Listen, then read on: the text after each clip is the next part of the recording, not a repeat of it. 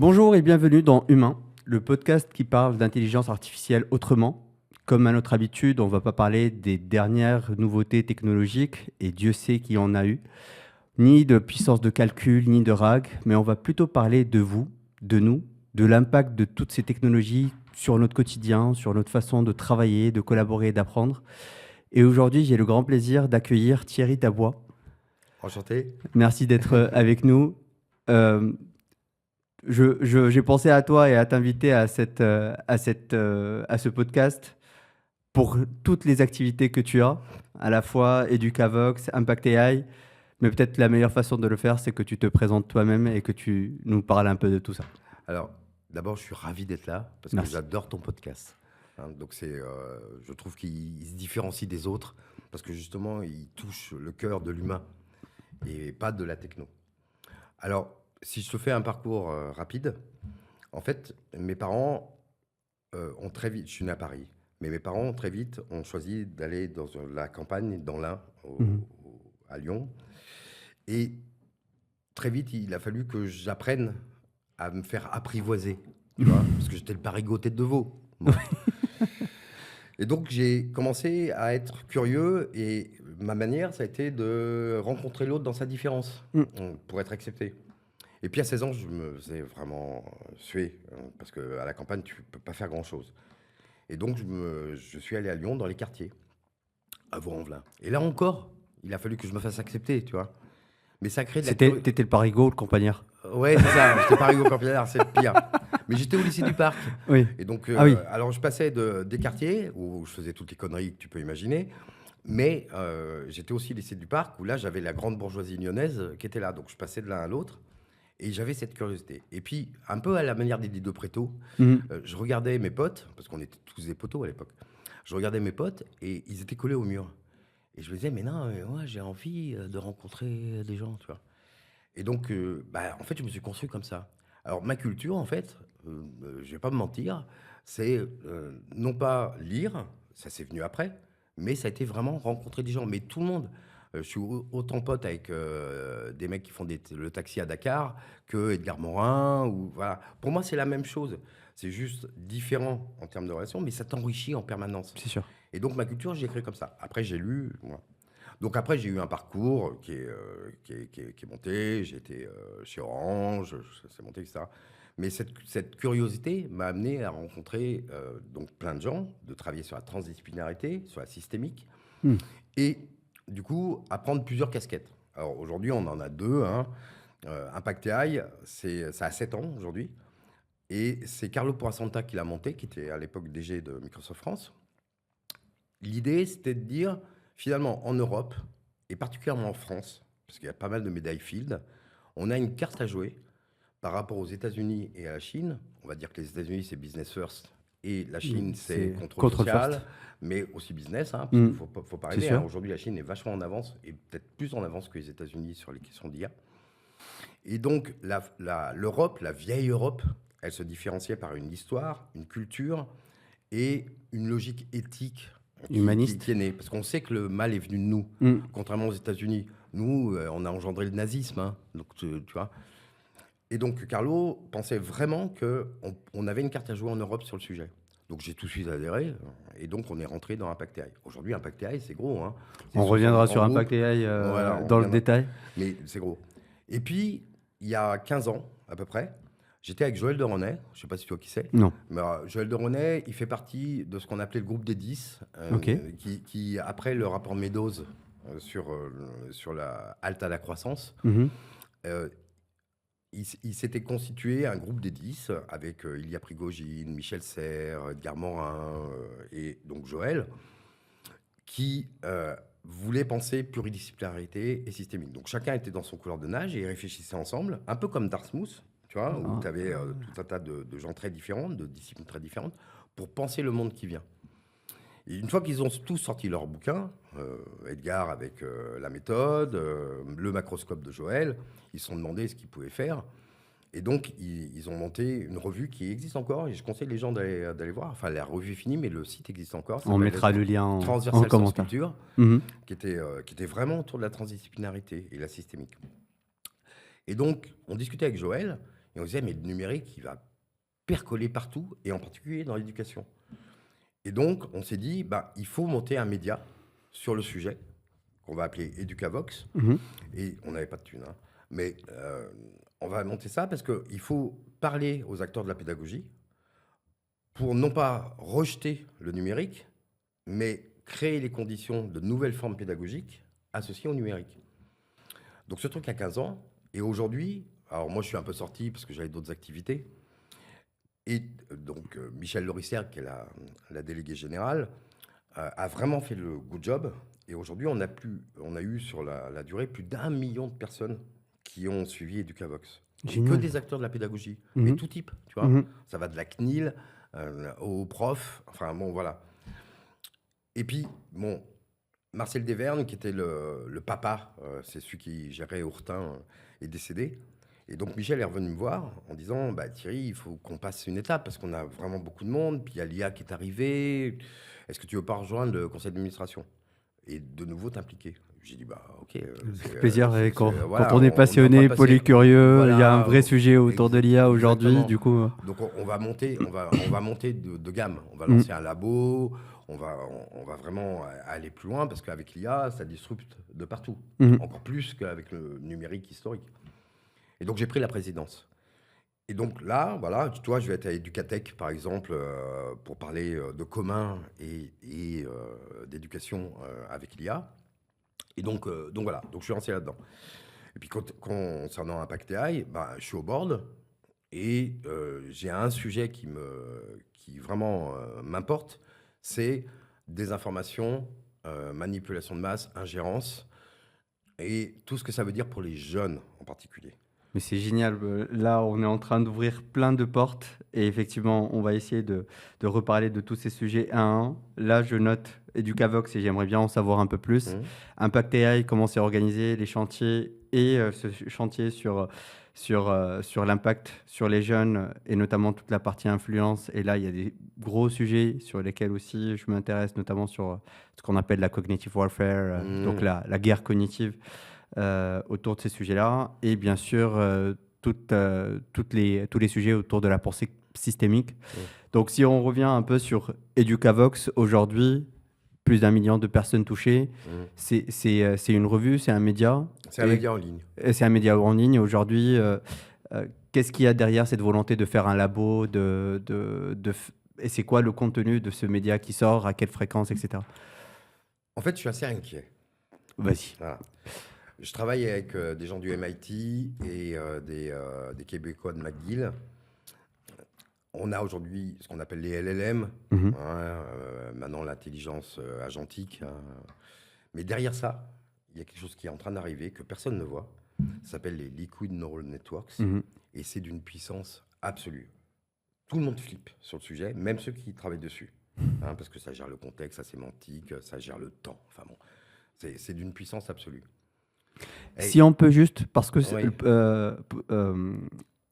Humain est un podcast vraiment de vulgarisation. Oui, Et l'idée, c'est de faire en sorte que ça soit le le plus simple et compréhensible possible. Quand on parle de Liquid Neural Networks, je comprends de par mon background, mais si on peut expliquer Alors, à tout le monde. ce que je veux expliquer, c'est que aujourd'hui, l'intelligence artificielle générative, ce qu'on appelle générative, elle touche un peu sa limite. Il y a besoin de toujours plus de données, de manière à être de plus en plus précis. Et le taux d'erreur en termes de réponse, il augmente. Et il augmente en particulier parce que les effectivement. données d'entraînement, ce qu'on appelle les données d'entraînement, qui font que l'intelligence artificielle peut répondre, parce qu'elle est faite pour répondre, c'est son objet, elle a de plus en plus de données dégradées. En gros, elle se cannibalise elle-même. Donc, il y a une limite avec ces systèmes aujourd'hui, même si les grands acteurs comme OpenAI travaillent là-dessus, de manière à ce que réduire le taux d'erreur. Ce qui arrive derrière, c'est un tsunami. Et c'est un tsunami de qualité de réponse. Et donc, on n'est pas prêt. On n'est pas prêt. Et alors, pourquoi on n'est pas prêt? C'est pas parce que la machine, elle est super performante. C'est que nous, humains, on n'est pas prêt. Et je suis très inquiet sur le sujet parce que je vois que de plus en plus de gens, mais même sur les réseaux sociaux, sur LinkedIn, ils font du presse-bouton.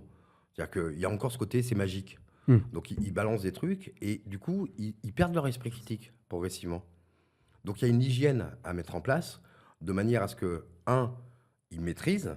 Donc, moi, je dis toujours, une technologie n'est ni bonne ni neutre, C'est ce ni, qu'on en ni fait. mauvaise, mais surtout ni neutre. Mm. Il y a un côté politique derrière. Et donc, on voit de plus en plus, mais dans l'entreprise comme ailleurs, des gens délégués à la machine sans supervision. Mhm. C'est du cognitif, hein, tout ça. Oui, bien sûr. Et du coup, se tarir progressivement. Parce que si tu gagnes du temps, et je vais te dire comment on gagne du temps, mais si tu gagnes du temps vraiment, si c'est pour regarder une série Netflix, bah, honnêtement, ça n'a pas de sens. Tu vas finir par rentrer dans un système où ben, tu vas être moins enrichi au niveau culturel, alors qu'aujourd'hui, il faut vraiment s'enrichir culturellement. Donc, pour moi, il y a un triptyque magique et il y a une pierre angulaire. Mm. Le triptyque magique, c'est s'acculturer. S'acculturer, ça veut dire quoi? Ça veut dire non pas apprendre à coder, mais apprendre à décoder. Savoir comment fonctionnent les algorithmes. Qu'est-ce qui se cache derrière l'intelligence artificielle? Pourquoi c'est pas une conscience, mais de la probabilité? D'ailleurs, à ce titre-là, je trouve que le mot intelligence artificielle, c'est une erreur de traduction, parce qu'en anglais, intelligence, C'est ça veut plutôt pas dire information. intelligence. Oui. C'est la capacité à capter des données et rendre quelque chose d'adapté. Mm. Bon. Et donc, on a dit intelligence artificielle, et du coup, il y a tout un tas de débats autour de est-ce que Aujourd'hui, c'est de oui. l'intelligence ou pas. C'est quoi une intelligence? Voilà, en anglais, ça ne veut pas dire exactement la même chose. Donc, s'acculturer, savoir décoder ce qui se passe. Je vais te donner un exemple. Tinder. Tout le monde connaît Tinder. Bah, C'est quoi? Tinder, l'algorithme, je ne suis pas sur Tinder, hein. Mais Tinder, l'algorithme, il a été travaillé avec des neuroscientifiques de manière à ce que tu aies une sorte de score. Voilà. Quand tu te mets ton profil, ça regarde tout. Et en fait, l'idée, c'est que tu matches avec des personnes, mais ces personnes-là ne sont pas exactement les profils avec qui tu peux avoir une relation durable. Il faut que ça matche, mais 2 semaines à 3 mois, parce que à la fin, Oui, si à la tout le monde fin, est casé. tu dis ça a failli marcher. Alors je retourne sur Tinder, parce que le modèle économique de Tinder, c'est que tu payes Tinder. Ouais. Tu vois. Alors bien sûr, il y a toujours des belles histoires qu'on raconte, mais c'est 10%, 5% Même pas. Ouais. du truc. Donc, il faut savoir ça. Il faut savoir comment fonctionne Facebook, enfin Meta, comment fonctionne, je sais pas, Instagram, qu'est-ce qu'il y a derrière, comment on te score, pourquoi tu as de la pub qui t'arrive alors que tu es rentré dans un magasin, tu n'étais même pas à le noter, mais que Google a su que tu étais dans ce magasin-là et va te balancer de la pub associée. Enfin bon, tout ça, il y a besoin de connaître. La bonne nouvelle, c'est que j'ai vu des gamins, parce que moi je pensais que vraiment les gamins, ils étaient dans l'usage et pas la maîtrise. Et j'ai vu des gamins, je te jure, capables d'expliquer l'IA mieux que moi.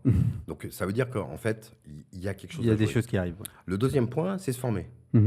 Parce que si tu ne te formes pas, même si tu es sur un sujet que tu maîtrises, bah, tu vas avoir une réponse crédible, mais qui est fausse. Je vais te donner un exemple. Moi, un jour, je voulais travailler sur les câbliers. Tu vois, l'histoire des câbliers. Donc, j'ai travaillé sur les câbliers, etc. Puis à un moment, je me suis dit, mais est-ce qu'il y avait des femmes? Tu vois, à l'époque où c'était super dur. Et donc, j'ai demandé à Chat et à Claude de trouver des femmes qui ont travaillé. Alors, Claude n'a pas trouvé, mais Chat m'a trouvé une femme. Il a créé une femme. Et avec des verbatims, carrément. Donc, c'est génial. Il y a une femme qui a en plus parlé, tu vois, sur le sujet. Puis, bah, forcément, j'ai recoupé, j'ai vérifié, etc. Bon, la femme n'existait pas, le verbatim n'a jamais existé. Donc, il s'est excusé. Hein. Tu sais, ChatGPT, il s'excuse toujours. Il dit « Ah, désolé. » Ça m'arrive. Donc, il faut apprendre à prompter. Ça, c'est un point important. Le troisième point, c'est que ça va tellement vite que c'est pas parce que tu t'es formé un jour que tu sauras faire les choses 6 mois après. Par exemple, avant, on disait Agicom, etc. Aujourd'hui, c'est du conversationnel. Tu converses avec le chatbot. Et donc, bah, la façon de le gérer est différente. Donc, il faut créer des réseaux d'entraide. Et les réseaux d'entraide, dans le cadre de ton métier, parce qu'il faut connaître ton métier, ou dans le cadre de ton activité, ton hobby, etc., il faut que tu aies de la vraie vie, des vrais gens qui discutent ensemble, parce que ça change, on se pose des questions, etc. etc. Donc ça, c'est pour moi le triangle vraiment important pour maîtriser. Et puis ensuite, il y a cette pierre angulaire. Et cette pierre angulaire, ça touche à l'hygiène. Quand tu gagnes du temps, moi, ce que je faisais avant en 2 semaines, je le fais maintenant en 1 semaine. Voilà, j'ai gagné énormément de temps. Mais qu'est-ce que je fais de cette semaine que j'ai gagnée? Eh bien, pour moi, l'hygiène, c'est de dire, cette semaine, elle doit me servir à 3 choses. Me former sur mon métier, pas sur l'IA. Aller à la rencontre, parce que c'est ma marque de fabrique, aller à la rencontre des vrais gens dans la vraie vie, mais autant le boucher que du coin ou qu'une personne, ministre ou je ne sais quoi, parce que ça m'enrichit. Et troisième point, et ça, les boîtes, elles l'ont pas encore vraiment compris, il faut faire de la culture.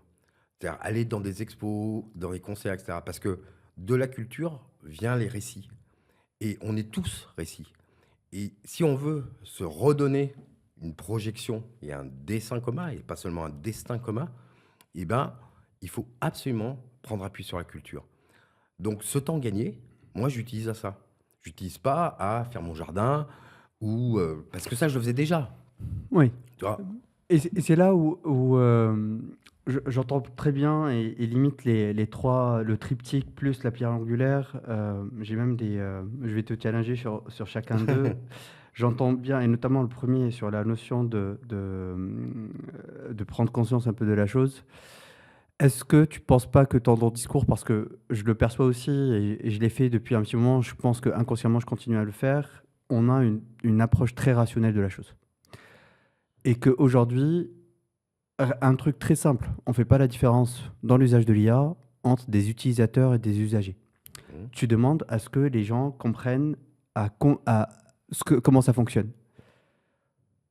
Moi, je dis qu'il y a une grosse partie de la population, et il faudra peut-être aller chercher des chiffres pour étayer tout ça, qui vont être simples usagers. Mhm. Comme les usagers du transport public n'ont pas besoin de savoir comment fonctionne le métro. Mhm. Le métro pour aller d'un point A à un point B. Ils vont juste aller d'un point A à un C'est point comme B. une voiture, ils ne connaissent pas le moteur. C'est ça. Exactement. J'ai pas besoin de connaître comment fonctionne un moteur pour aller pour l'utiliser la voiture.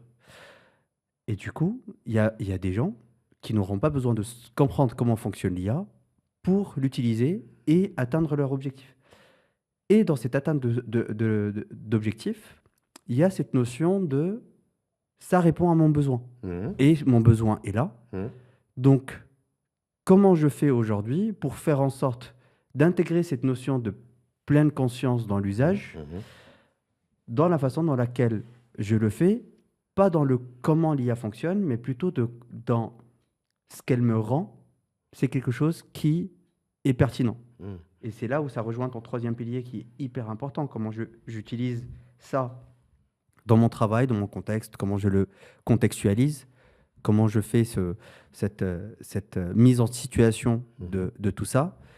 Mais la question, est-ce que cette approche que tu proposes n'est pas un peu très rationnelle par rapport à quelque chose qui est très irrationnel aujourd'hui par rapport à Ouais. l'usage de l'IA? Bah, tu sais, on est passé du savoir à l'émotion. Hein. Mm.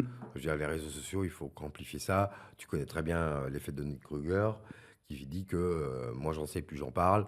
Plus j'en sais, moi j'en parle parce que je doute. Bon, et aujourd'hui, c'est le clash. C'est sur les plateaux TV, on voit des gens qui se disent experts, mais qui finalement connaissent pas vraiment le sujet. C'est des ragots, c'est des trucs. Tu vois, même Musk, par exemple, tu vois. Musk, ok, il est sous kétamine, il fait n'importe quoi. Mais à côté de ça, en termes de business, il est hyper agile et il faudrait regarder ça de manière concrète. Donc, et puis on ne le connaît pas, Musk. Enfin, tu vois, son école, personne ne sait qu'il a monté une école et comment fonctionne son école. Donc il faut toujours être nuancé. Alors, pour répondre à ta question, pour moi, il y a 2 points. J'en ai discuté d'ailleurs avec quelqu'un qui s'appelle Étienne Klein. Et on était à peu près d'accord sur le sujet. Je l'ai invité à ce podcast. Ah, d'accord, j'attends ok. toujours sa réponse. Mais... On avait fait un show ensemble, hein, on avait fait des claquettes. Et pour moi, il y a 2 choses. Il y a le temps long et le temps court. Le temps long, c'est, dès le plus jeune âge, mettre la culture des médias, la culture numérique et tout ce qui est autour de l'esprit critique au cœur de l'école. Donc, dès le plus jeune âge. Je vais donner un exemple.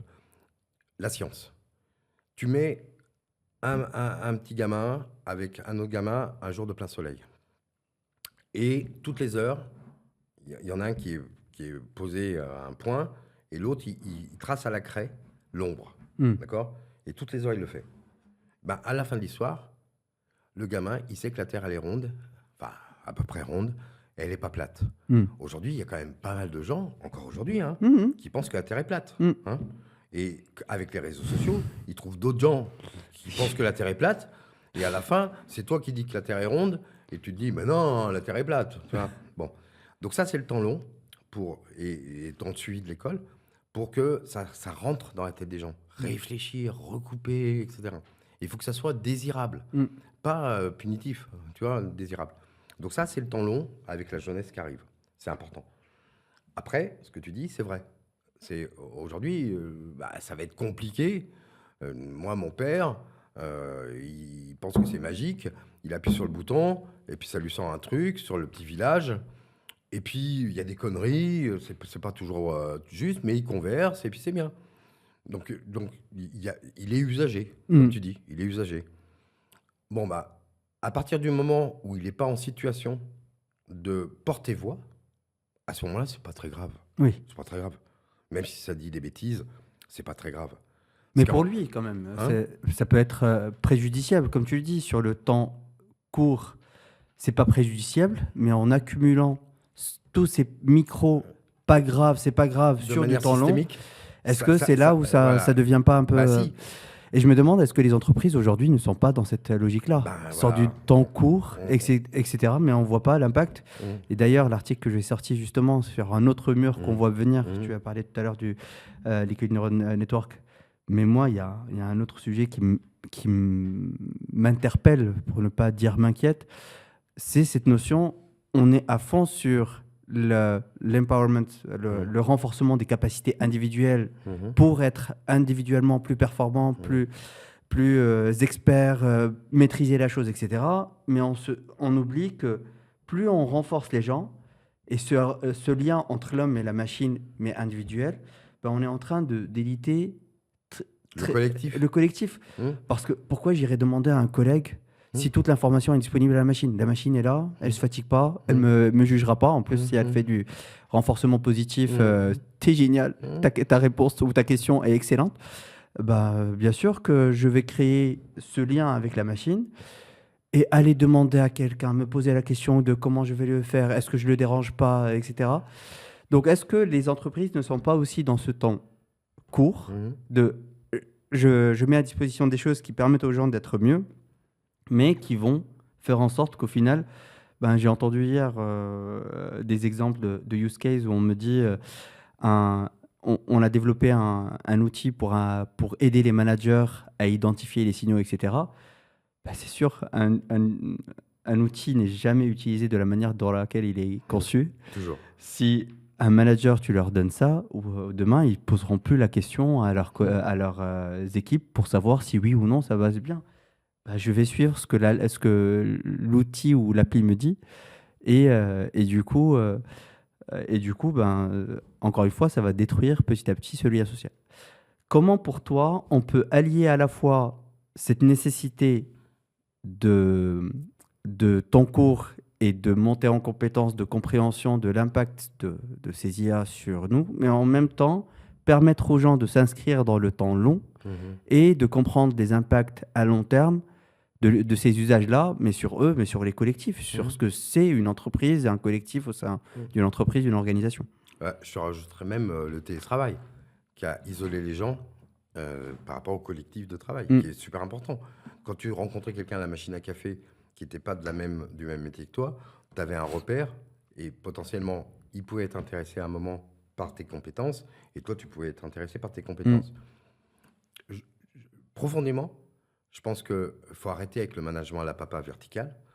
Et enfin, parce que tout le monde en parle, hein, mais c'est un peu des mots qu'on enfile comme des perles dans un collier, tu vois. Agilité, transversalité, etc. Il faut que ça s'incarne maintenant. Et pour moi, un manager moderne, il peut être, comment dire, ne pas savoir grand-chose. Ce qui est important, c'est de s'entourer. De s'entourer de gens qui savent. Parce que même plus intelligents que lui sur leur domaine. Parce que c'est comme ça qu'il réussira ses projets. S'il continue à s'isoler, au final, il va lâcher les équipes qui vont être dans des situations de démobilisation. Et puis, qui plus est, lui-même, la performance sera moins bonne. Donc, l'IA doit justement permettre le contraire. Encore faut-il que la culture d'entreprise change. Et aujourd'hui, c'est ça le point d'entrée. Et donc, oui, tu as raison. La mauvaise façon d'utiliser, c'est l'isolement. Donc, ça veut dire quoi? Ça veut dire qu'il faut que ça vienne d'en haut, et que d'en haut, avec les COMEX, et puis plus bas, les managers de proximité, et puis qu'il y a aussi, moi j'ai travaillé avec Michel Hervé, j'étais attaché parlementaire à Parthenay. Et lui, il avait une phrase qui disait, il faut prendre les gens en étau. C'est-à-dire, il faut que ça vienne d'en haut, mais il faut que ça pousse d'en bas. Ça pousse en bas, c'est Ça sûr. pousse en bas. Oui. Donc, Moi, je suis plutôt ça pousse en bas plus voilà. que ça vient d'en haut. Donc, mais... c'est les deux, en fait. C'est les sûr. deux. C'est les deux. Pour que, finalement, la partie intermédiaire se sente dans l'obligation. Mais l'obligation, non pas en frustration, mais en se disant, mais ouais, en fait, je vais faire vachement mieux, en fait, en m'entourant. Et donc, ça, c'est une culture d'entreprise. Donc, ça veut dire les logiques de formation. Je vais même te dire un truc. On avait des happiness managers, tu sais, à un moment. Oui. Bon, moi, j'ai toujours trouvé ça ridicule. Par contre, faire de la danse avec des collectifs, c'est génial.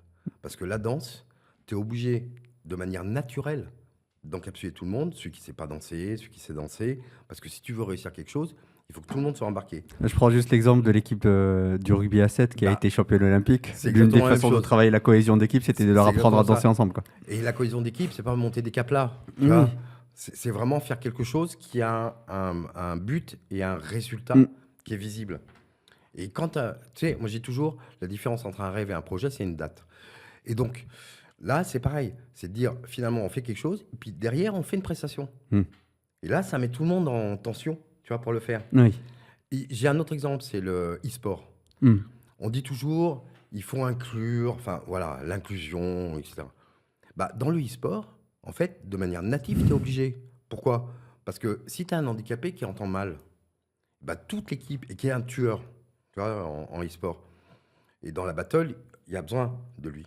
Et ben tout le monde va se mettre à niveau pour que ça se fasse un succès. Et ça, pour moi, c'est la vraie inclusion. C'est-à-dire qu'on n'y pense même pas, et puis ça marche. Un autre exemple, j'étais dans un quartier il y a 2 ans avec des gens de l'ADEME. Et ils ont commencé à parler aux jeunes de développement durable. Autant dire qu'au bout de 5 minutes, ça regardait par la fenêtre, tout ça. Et puis à un moment, on a discuté du concret. J'aurais dit, vous jouez tous, parce qu'en fait, comme je viens des quartiers un petit peu, et de la campagne, qu'est-ce qu'on fait? On s'embête. Et puis, qu'est-ce qu'on fait? On joue à la PlayStation, ou voilà. Et donc, j'aurais dit, mais vous jouez aux jeux vidéo? Et, mais comment vous faites? Parce que ça évolue vachement vite, il faut des cartes graphiques qui tournent. Il dit, bah, mais c'est bon, on démonte le truc, parce qu'on n'a pas la thune pour acheter des nouveaux ordinateurs. Et puis, on met une nouvelle carte, et puis voilà. Bon, elle est peut-être tombée d'un camion, hein, mais on met une nouvelle carte. Et je leur dis, vous voyez, vous faites du Repair Café. En fait, vous ne savez pas, mais vous êtes exemplaire. Et puis, une autre question, c'est, au niveau alimentaire, comment ça se passe avec Mama? Bah, en fait, on fait des trucs, puis le dimanche, on prend tout ce qui reste, et ça. Bah ouais, vous êtes contre le gâchis alimentaire. Donc, vous êtes dans le développement durable. Donc, en fait, vous êtes exemplaire. Sauf que vous le faites sans avoir les mots qui sortent des cabinets de conseil, développement durable, etc., etc. Mais en fait, vous êtes exemplaire. Donc, soyez fiers, soyez fiers. Et là, t'embarques tout le monde. Oui. Tu vois? Et je pense que même dans l'entreprise, il faut avoir ce type de discours. Arrêter avec des mots valises, mais faire. Mais ça rejoint un peu je fais la transition avec Impact AI et ce qui s'est passé avec les cafés IA et ce qu'on veut et redévelopper aujourd'hui avec les cafés IA responsables. C'est que, et c'est ce qu'on constate aussi aujourd'hui dans plein d'entreprises, c'est que on a demandé à des experts de venir parler d'IA à des gens du métier inconsciemment, et on oublie beaucoup la dimension langagière dans la façon dans laquelle on parle. On oublie de se mettre au niveau de notre public, des personnes qu'on a en face. Et si on n'utilise que des mots savants, que des mots experts, etc., c'est un peu le but de Humain. On perd les gens. On les touche pas et on ne s'inscrit pas dans ce qu'ils attendent, dans ce qu'ils veulent. Et du coup, l'exemple des cafés IA responsables, c'est qu'on veut changer cette logique des gens experts qui viennent parler de ça, mais plutôt d'avoir des gens du métier qui ont testé des choses, qui ont cette appétence, qui connaissent le vocabulaire du métier, qui viennent parler de ces sujets-là avec leurs propres mots. Oui. Et du coup, je reviens un peu sur le deuxième pilier, sur la notion formation, et notamment par rapport à un sujet qui se développe énormément, qui va très vite. Tu as évoqué tout à l'heure la notion de former aux gens au prompting. Moi, j'ai une autre position, mais je te pose la question d'abord et je te donnerai ma position Ah bah après. non, donne ta position d'abord. Tu vas me planter. Non, mais c'est pas, même pas ça. C'est pas le but. Euh, Moi, je dis que c'est une connerie d'apprendre à D'accord. prompter pour plusieurs raisons. La première, c'est que ça évolue tellement vite et Hmm. le but que ces Ce outils que se je te disais tout à rapprochent, l'heure. Oui. c'est ça, se rapprochent le plus possible de ta façon et et ça va arriver avec le LLM. Mhm. On va commencer à anticiper aussi ou comprendre un peu plus le contexte de la personne et Mhm. comprendre aussi sa façon de parler, etc. Exactement. Même il y a déjà des biais qu'on a vu. Il y a une étude qui est sortie pas très longtemps qui a analysé rien que des vidéos YouTube. Mhm. Et moi, je l'ai constaté aussi. Et j'ai fait un article sur ça aussi. On commence à parler entre nous, humains, comme si on promptait la machine. Oui, Même les oui. consultants, et je C'est un commence biais. à... Ça fait partie des biais. Exactement. Tu es spécialiste des biais. C'est un point d'ailleurs qu'on n'a pas abordé. C'est quand on approche les gens, il faut avoir connaissance des biais des gens. Oui, Des mais biais humains, typiquement humains, il y en a plein. oui, bien sûr. Mais si tu n'as pas ça en tête, tu tapes à côté. C'est sûr. Et du coup, inconsciemment, il y a des gens qui passent leur journée à discuter avec les différents LLM, qui commencent à parler dans la vie de tous les jours, Mhm. en structurant leur façon de parler comme si ils avaient en face un LLM. Oui. Du coup, pourquoi je dis que le prompting va changer? Parce qu'on va arriver à des machines de plus en plus contextuelles, qui Oui. comprennent le Oui. contexte, Oui. qui comprennent ta façon de parler. Bien sûr. Et du coup, elles vont peut-être même pouvoir te challenger pour savoir Mhm. est-ce que c'est bien ça que tu as dit, Mhm. mais rester sur du langage naturel. Oui. Même si aujourd'hui, on évolue, nous, vers du langage machine.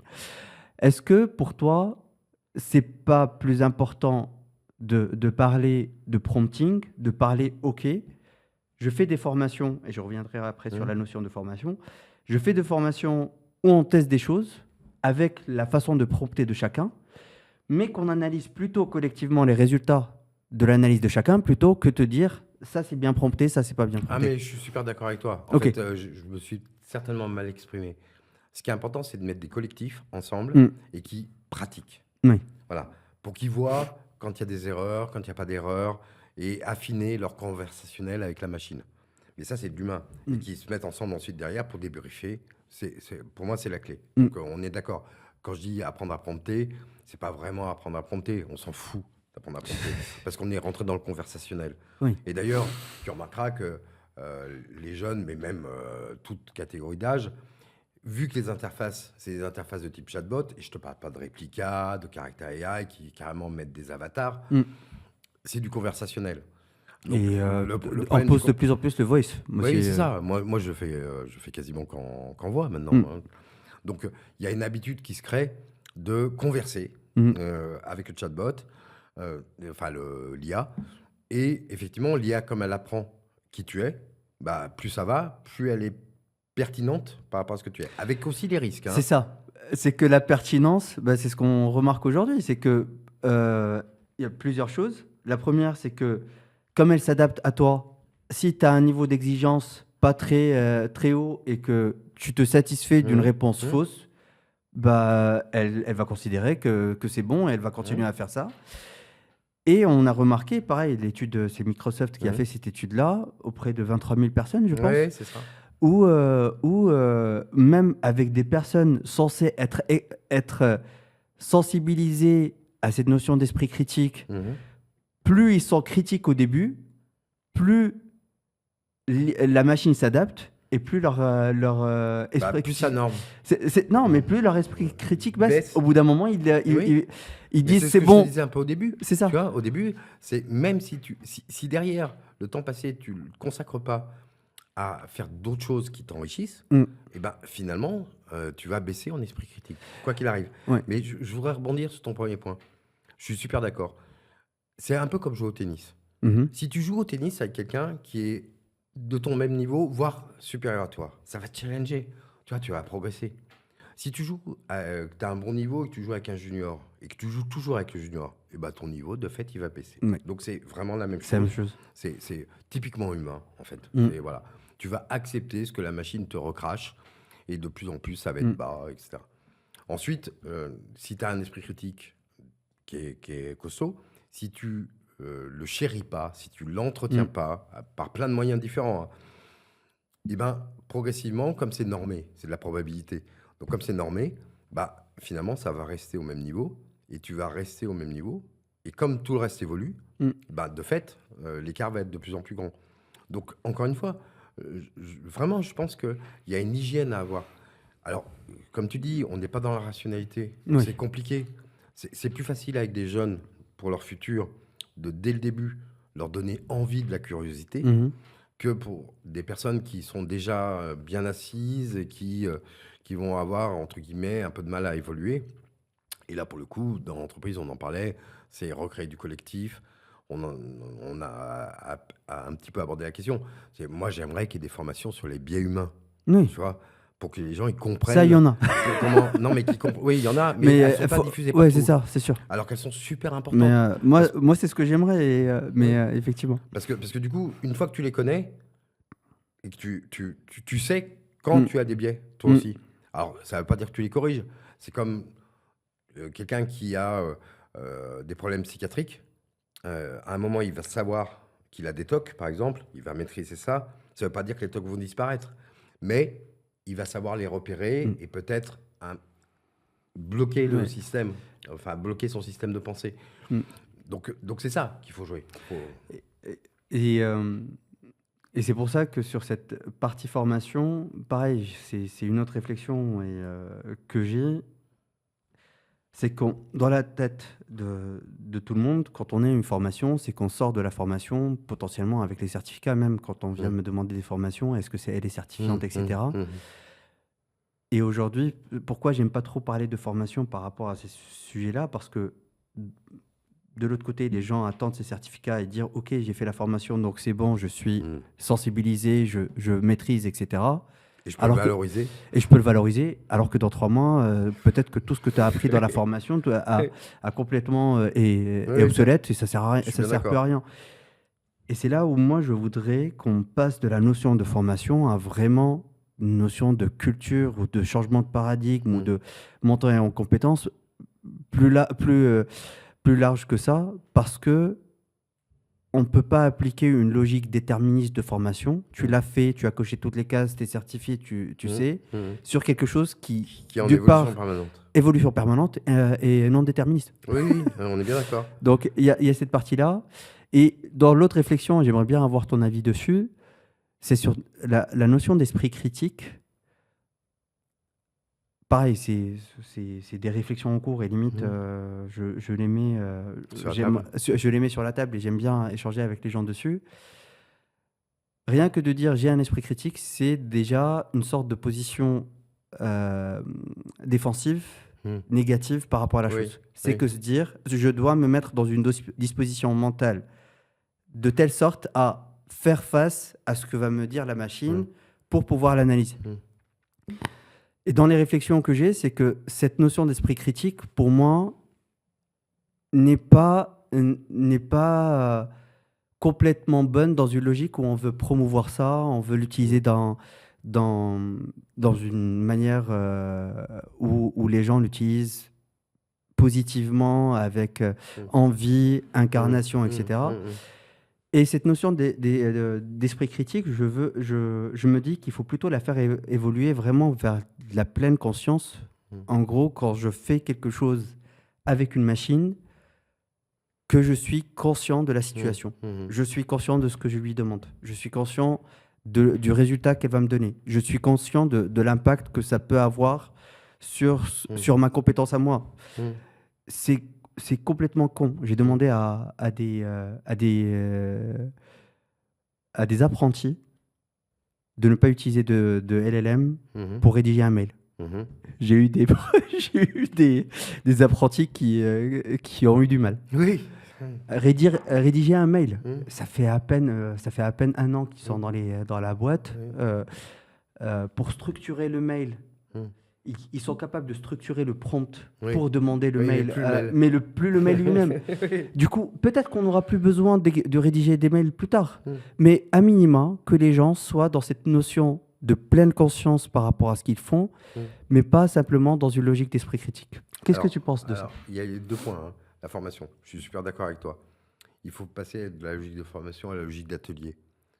La logique d'atelier, c'était en collectif et tu réfléchis ensemble. Et donc, du coup, ça prend. Et les ateliers doivent être réguliers. Voilà. Bon, il n'y a pas de certification parce que du coup, comme ce n'est pas des formations estampillées comme formation, les gens n'attendent pas de certificat. Et en plus, tu crées du collectif. Parce qu'en fait, à la fin du fin, c'est les gens ensemble. Tu vois, c'est l'humain, c'est l'humain, c'est l'humain. Il n'y a pas de risque que la machine dépasse l'humain. Il y a le risque que l'humain La machine s'efface. dépasse déjà l'humain sur certains aspects. Oui, donc, mais faut... le risque, c'est que l'humain s'efface devant la machine. Voilà. Donc, pour ça, il faut tout faire. Et alors, sur l'esprit critique, le jour où on aura gagné, c'est quand on ne parlera plus d'esprit critique. Que le mot ne sortira plus. Parce que, justement, un peu comme la méditation, si tu médites en pleine conscience. Et donc, tu chasses les nuages, mais en pleine conscience. Mais sans arrêt, ça revient vers toi. C'est super difficile de méditer. Et en fait, tu repars dans ton corps et tu repars avec ça. Et donc, oui, bien sûr, il faut que ça existe, cette logique de pleine conscience. Je suis super d'accord avec le terme, enfin la formule, parce que c'est vraiment ça. Mais ça passe par, comment dire, c'est les autres. C'était une discussion aussi qu'on avait avec Étienne. Quand on dit esprit critique, c'est pas toi, c'est ton environnement qui a fait que tu t'es renforcé. Mais finalement, quand tu travailles avec la machine ou avec des gens, hein, tu peux être en désaccord avec des gens. Si tu es sur le temps long, c'est des désaccords qui peuvent être féconds. Tu n'es pas dans la punchline.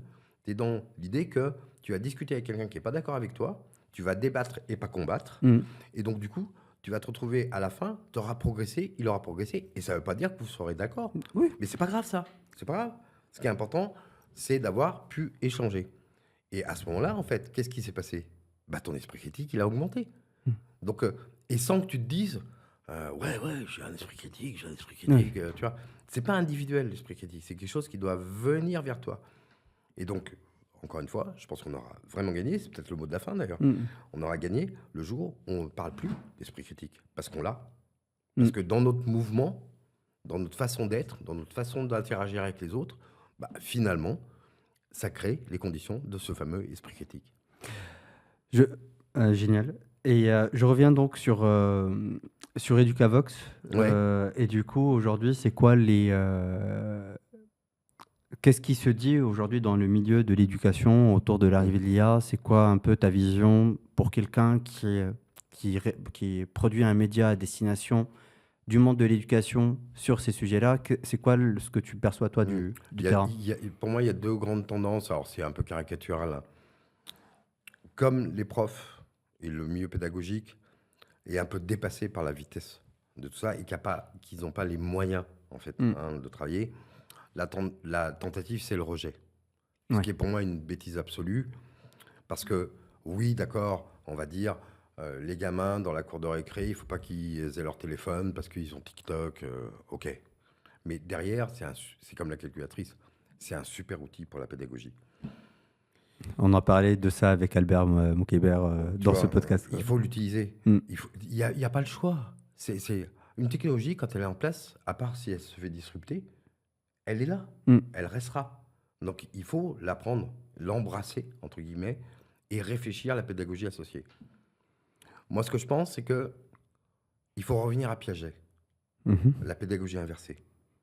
C'est-à-dire que plus il y a de la technologie qui te permet d'avancer, plus la question de l'oralité, le débat, encore une fois, devient important. Moi, quand je faisais prof à l'UQAM, à Montréal, au début, j'avais une structure de cours qui était traditionnelle, tu vois. Et puis, je suis feignant, je suis super feignant. Donc, je mettais 7 heures de préparation pour 1 heure de cours. C'était l'enfer. C'était l'enfer. Puis, à un moment, j'avais des masters. Et à un moment, enfin, des gens qui étaient de boîte et qui venaient. Puis, à un moment, je me suis dit, mais non, on va inverser. Donc, en fait, je débattais avec eux sur un sujet. Je prenais ce qu'ils avaient en main, on se challengeait, etc. Puis, quand il y en avait un qui me disait, mais ça, je suis vraiment pas d'accord, etc. Je disais, super, tu travailles dessus pour la semaine prochaine. Et donc, du coup, moi, ça me baissait, comme je suis une feignasse, ça baissait mon temps de préparation de cours. Mais en vrai, ça augmentait l'intelligence collective. Mm. Et donc, on gagnait au final. Tout le monde ressortait en étant grandi. Mais pareil, je donne des cours. J'ai donné des cours pendant très longtemps justement sur les sujets d'impact écologique et comment concevoir des services ou des nouveaux produits en intégrant cette dimension écologique dans la façon de le faire. Et j'ai changé un peu, j'ai fait évoluer ce module, notamment sur les sujets de l'impact et Mm. notamment de l'IA dans ce qu'on fait et l'arrivée de l'IA et comment on intègre l'IA pleinement dans le process. Et depuis cette année, j'ai dit aux élèves, les slides sont là, Mhm. je peux les présenter et dérouler le cours, ou sinon je ferme le PC et on discute. Ouais. Et tout le monde, ils étaient une trentaine dans la classe, mais personne n'a voulu. Et ça fait peut-être 4-5 ans que je fais avec des slides et tout. J'ai jamais vu autant d'interactions et autant d'élèves investis dans ce qu'ils font. Et en plus, limite, avant de présenter un concept, je leur dis, OK, ouvrez ChatGPT, ce que vous voulez, Mhm. voyez ce que vous voulez, et récupérez la formation, débattez-vous et mettez-vous d'accord et venez me la présenter. Oui. Et limite, je crée des petits groupes comme ça où, entre eux, Mhm. ils débattent sur la chose. Et je pense que par rapport à ce que tu disais sur l'évolution de la pédagogie d'une manière générale, moi je l'associe aussi. L'important, c'est plus ce qu'on sait, mais ce qu'on est capable d'en faire. Et aujourd'hui, comment on est capable d'accompagner les profs, les éducateurs dans cette logique de, OK, le cours est là, il y a peut-être, et le programme est là, il y a peut-être énormément de moyens pour permettre à des élèves, d'étudiants de monter de comprendre la Mhm. chose, mais derrière, comment ils l'utilisent. Oui. Et ça, c'est peut-être entre eux et en créant Oui. des échanges entre eux Mhm. sur la chose. Et du coup, par rapport à ta question, il y a ceux qui rejettent parce qu'ils ne maîtrisent pas. Mhm. Donc, ils ont peur. Ils ont peur par rapport à la façon dont ils faisaient avant. Et puis, tu as cette autre partie qui est comme ce que tu dis, qui se disent, mais en fait, on peut vraiment l'utiliser pour améliorer le contexte pédagogique. Et puis, je vais te dire un truc. Quand on fait comme ça, bah, même nous, on apprend Non, mais et c'est on sûr, évolue. c'est sûr. C'est-à-dire que Moi, c'est pas moi, eux, j'ai adoré, c'est en pas eux. fait. Nous, on se grandit Oui. aussi. Et Mm. tu vois, on parlait de l'esprit critique. Bah, Mm. finalement, on est en plein dedans. On parle pas d'esprit critique. Mais ils nous apprennent des choses. Mm. Ils nous apprennent des choses parce qu'ils ont travaillé en collectif.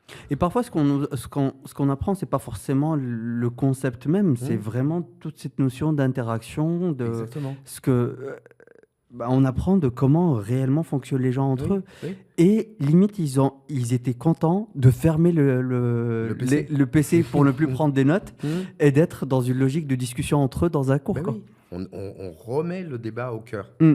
Et en plus, on remet le débat dans le temps long. Mm. Parce que ce qui est terrible dans la société Ouais. actuelle, c'est le temps court. Je veux dire, les punchlines, il y en a marre. moi, je le vois même sur Et c'est le but LinkedIn. de ce podcast-là, c'est qu'on prenne le temps de faire les Oui, c'est choses. ça, mais c'est pour ça que j'adore. Mais sur LinkedIn, par exemple, je vois de plus en plus de gens être dans le clash. Mm. Mais à quoi ça sert? À quoi ça sert d'être dans le clash? Tu peux ne pas être d'accord. La critique, elle est constructive. Mm. Mais argumente, dis des choses. Si c'est juste pour balancer un truc débile, tu vois, un truc bête. Mm. Moi, j'ai toujours bonjour quand je réponds aux gens. Mm. Les gens ne disent plus bonjour sur LinkedIn. Ils savent plus le faire. Ils pourraient te dire bonjour. Ça, c'est la moindre des choses. T'as posté un truc, tu sais, sur un sujet où tu t'appuies sur des études, des choses comme ça, et puis tu vas avoir Madame PhD, parce que tu sais, c'est un gros truc, ça, tu mets PhD. Moi, quand les gens ils mettent PhD, je m'inquiète. Mais expert, tu vois, qui va te répondre, mais outre le fait qu'elle ne va pas te dire bonjour, ou il ne va pas te dire bonjour, elle te clash, et tu as envie de dire, mais pourquoi? Pourquoi tu fais ça? Enfin, moi, je suis prêt à discuter, il n'y a aucun problème. Mais s'il te plaît, ça sert à quoi? Et Mm. en plus, tu te décrédibilises vis-à-vis de mon réseau. Mm. Donc, pourquoi? Alors, je réponds à chaque fois. Je prends le temps de répondre. Et puis, si elle continue à clasher, bah, je la laisse clasher ou je le laisse clasher. Mais c'est dommage. Mm. C'est dommage. Ça montre, ça dit quelque chose de notre société. Ouais. Et ça, c'est un vrai combat à mener. Mm. Parce que si on reste là-dedans, et ben, c'est la porte ouverte à toutes les dérives, les manipulations. Et derrière, bah, tu peux même entendre les bruits de bottes au loin, quoi. Mm. tu as amené un peu le sujet vers cette notion de manipulation. Est-ce que à la fois sur Impact AI et par rapport à ce que tu as dit, et ou est-ce que c'est des sujets qui sont évoqués dans le cadre d'EducAvex, cette notion de guerre cognitive ou Mm. de guerre d'influence? Mm. Est-ce que c'est des sujets aujourd'hui dont on parle?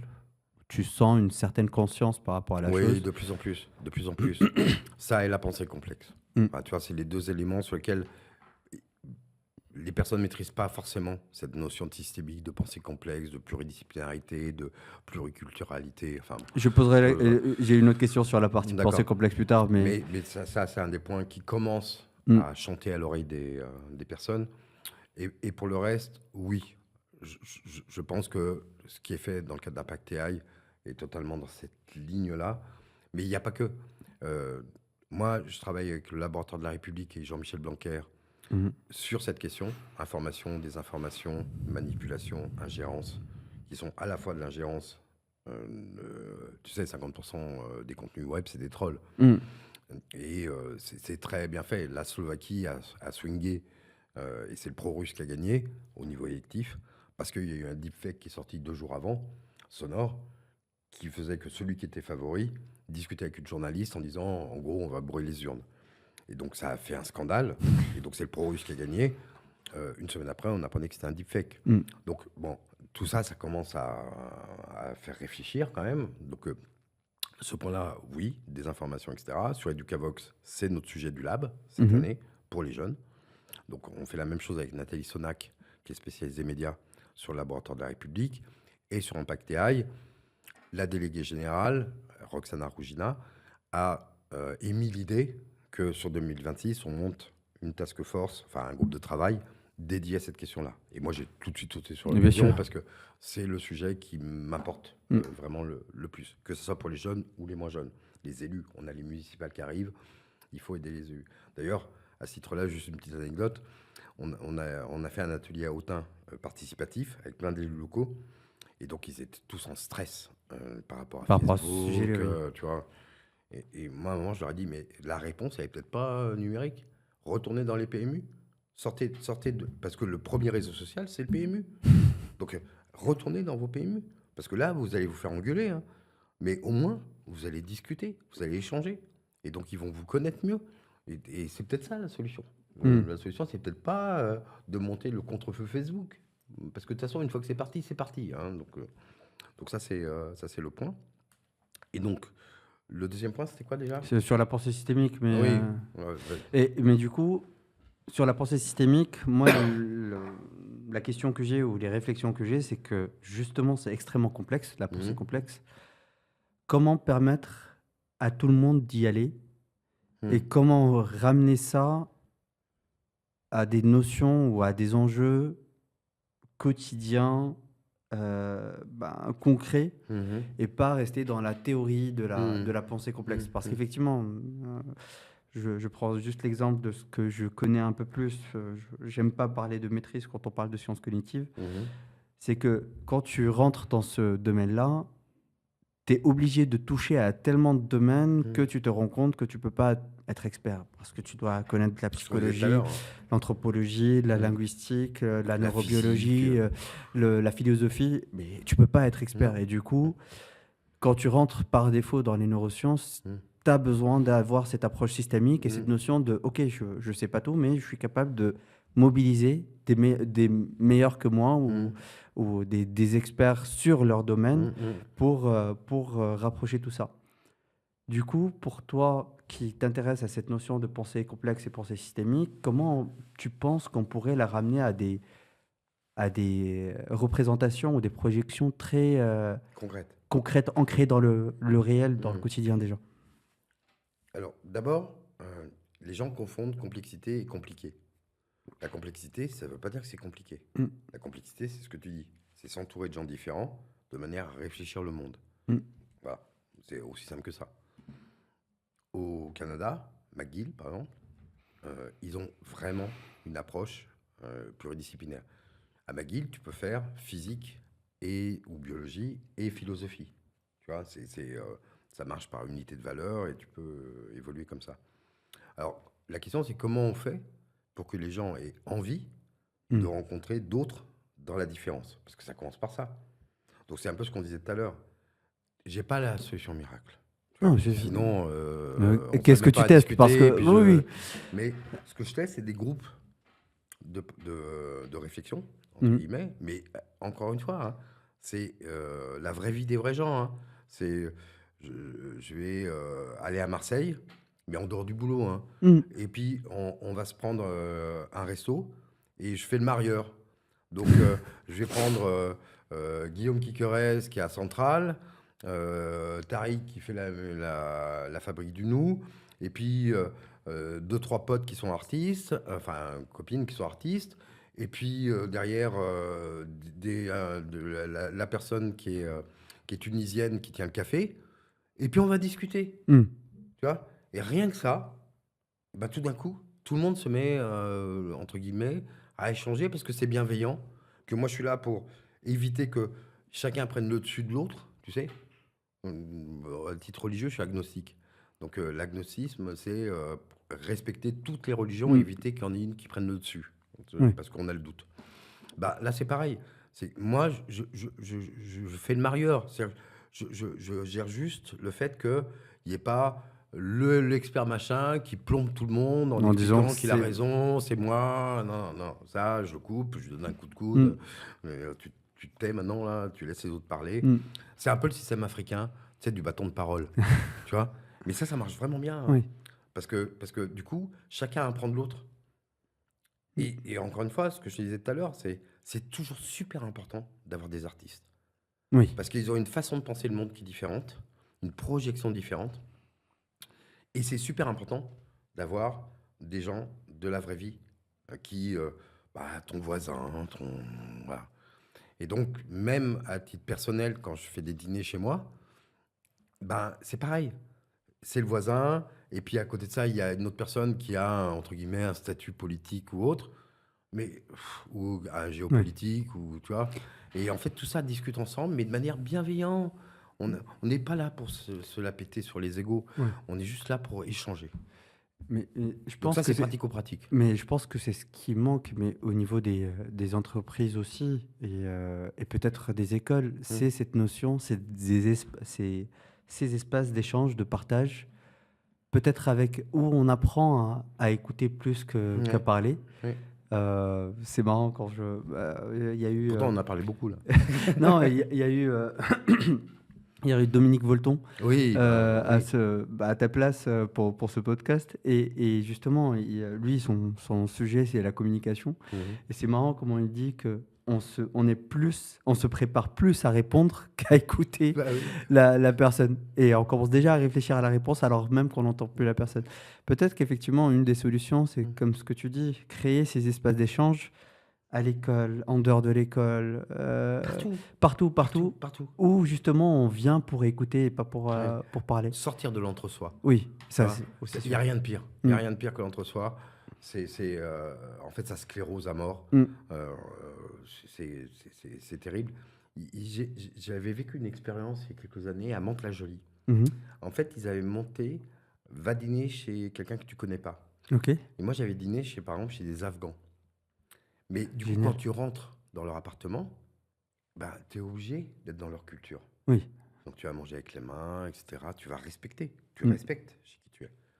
Mais tu sors de là avec quelque chose, une part d'âme en plus, tu vois. Oui, c'est sûr. C'est sûr. Et j'avais demandé au maire, j'avais dit, mais ça marche ce truc parce que c'est génial. Mm. Il m'a dit, oui, ça marche. Et il m'avait dit, tu sais, qui sont les premiers à participer à ça? Je lui ai dit, non, c'est les policiers. Ah Parce oui. que finalement, ça leur permet de comprendre les cultures des autres et donc du coup d'être plus adaptés quand ils font du contrôle, des interpellations, des choses comme ça. Parce que ils ont mis un peu le pied dans leurs chaussures. Mm. Donc ils sont en capacité de mieux discuter avec eux. Et donc voilà, ça marche. Mais c'est génial. Et ces espaces-là, je pense que c'est ce qu'il faut faire. Et si on ajoute à ce que tu disais tout à l'heure, cette notion de prendre conscience de comment on fonctionne et comment fonctionne l'autre, c'est un peu ce qu'on essaie de faire avec l'université du facteur humain.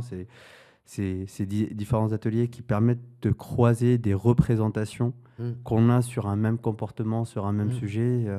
Oui, parce qu'on C'est pense tous différemment c'est ça. sur un même sujet. Tu On sais, a, c'est le système de la réalité. Pourquoi tout le monde n'est pas enfin, personne n'est d'accord sur la réalité? Tu prends 3 cercles, d'accord? Donc le premier il va te dire: «Ah bah, c'est comme ça».